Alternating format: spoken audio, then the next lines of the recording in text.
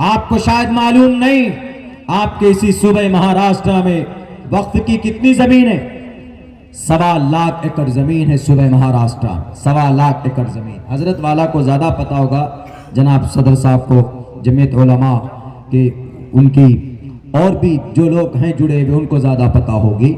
हमने तहकीक की बाज़ाब्ता, हम जब तहकीक करते हैं वही बात बोलते हैं, क्योंकि हमें कभी कभी कोर्ट का चक्कर लगाना पड़ता है।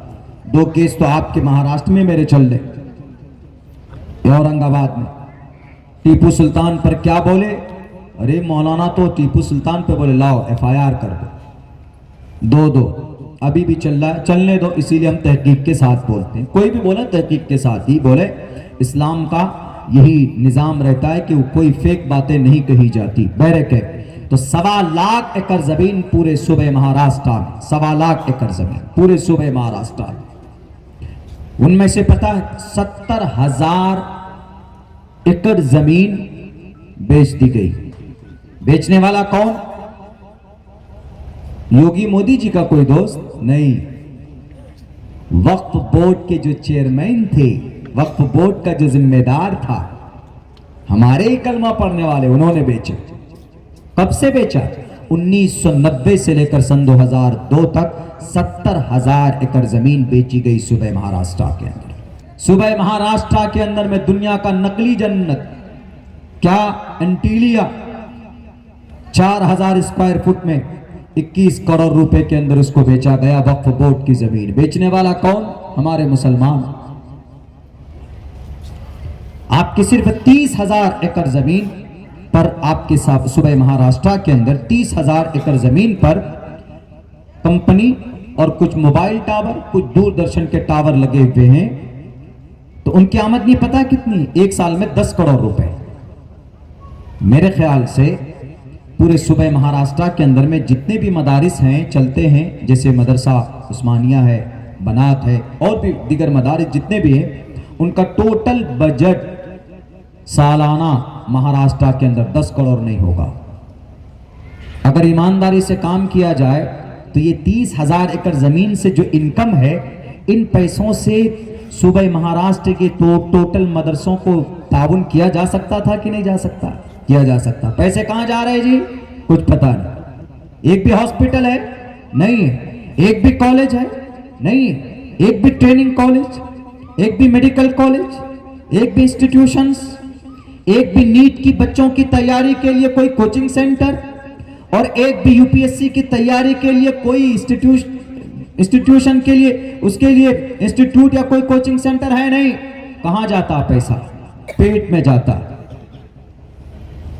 मुंबई के अंदर कई बिल्डिंग है, वक्फ बोर्ड की इमारत है, किराया 25,000 रुपए, लेकिन वक्फ बोर्ड के फॉर्म में 2,500 लिखा जाता, बाकी 22,500 पेट में जाता।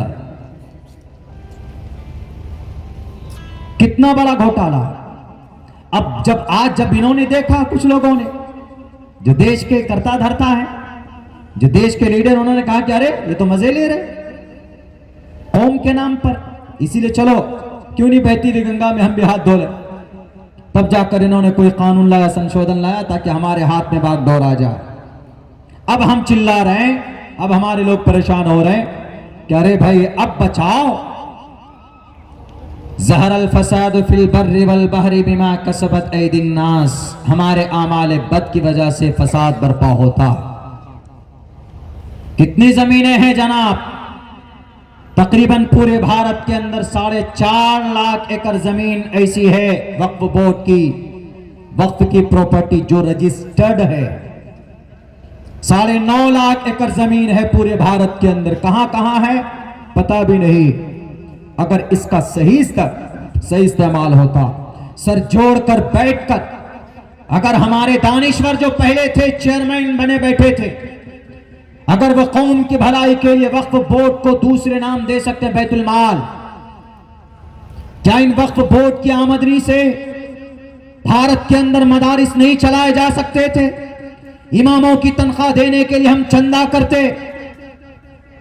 मुआशरे की इस्लाह का जलसा है, मैं पूरे भारत के मुआशरे की इस्लाह की बात कर रहा।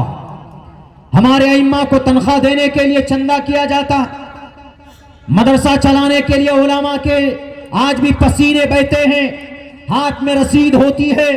रमजान के मुबारक महीने में इबादत की बजाय ये रसीद लेकर उद्योगपति के दरो दीवार पे घूमते हैं, उनके दरवाजे का चक्कर लगाते, तब जाकर मदरसा चलता।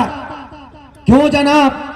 एहसान मानिए हमारे इन उलमा का, हमारे इन इम्मा का, हमारे इन हुफ्फाज का, कि आज भी अपना पसीना बहा बहा कर, अपना खून को पसीने की शक्ल में निकाल कर, ये कुर्बानी देकर ये मदारिस आबाद है।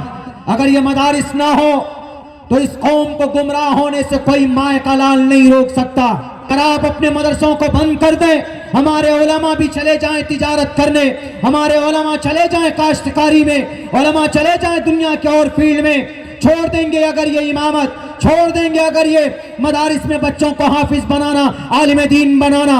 अब्दुल्ला सालिम कसम खाकर ये बात कहने के लिए तैयार है, आने 25 साल के बाद जो नस्ल तैयार होगी वो मुर्तद होगी, वो मुल्हिद होगी। किसी की जुबान पर अल्लाह की वहदानियत का कलमा नहीं होगा। अगर इन मदारिस को बाकी रखना था तो सबसे बड़ा फील्ड मुस्लिम वक्फ बोर्ड का था। इनके पास करोड़ों की आमदनी थी, ये कर सकते थे, लेकिन नहीं किया। यही बेईमान बन गए, लुटेरे बन गए, डाकू बन गए, जिसकी बुनियाद पर अल्लाह ने जालिम बादशाहों को मुसल्लत कर दिया कि लो तुम खाते हो। अब तुमको बताता हूं, मैं अगर झूठ बोलता हूं तो तारीख पढ़कर देख लीजिएगा।